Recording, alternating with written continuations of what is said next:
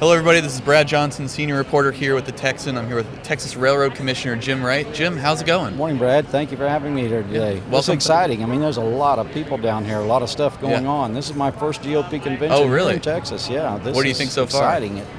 Massive. Yeah. I mean, it is great. It really is. Yeah. Well, you know, in the oil and gas world, it's always evolving.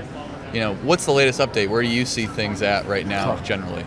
You know, there's so much been going on from our current Biden administration, their tax on oil and gas. We've got everything happening today from endangered species to climate changes and climate control measures that they're trying to impose on the oil and gas industry to seismic. I mean, there's just a whole host of things that's happening today in Texas, and it's been a job. You know, it's been an exciting job.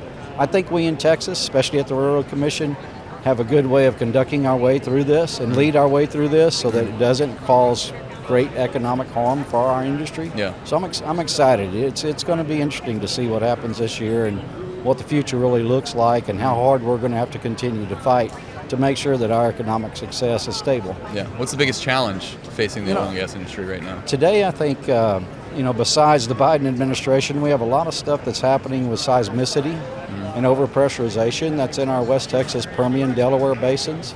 And I'm excited to announce that we've created a pilot program now that's allowing us to research and utilize produced water as an alternative source.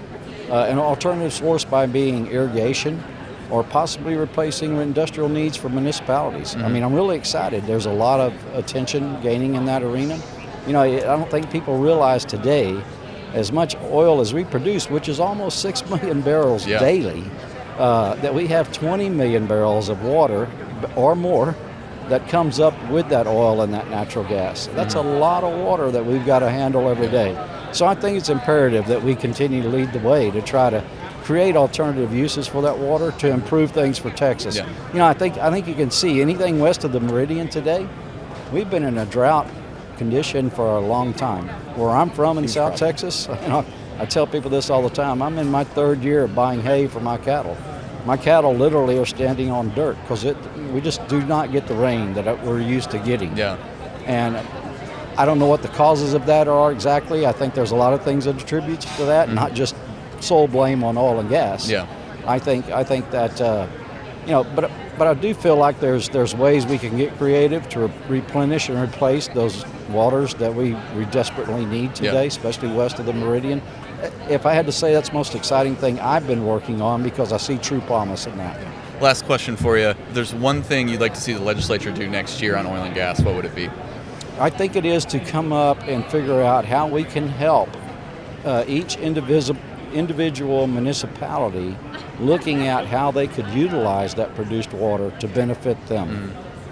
Technology has come a long way in treating that water.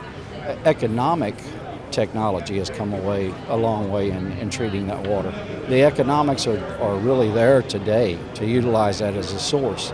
And so I would say to Texas legislators today that we really need to pay attention to what our drought conditions are and how we're going to replenish those sources and really look at good legislation that leads to a good outcome.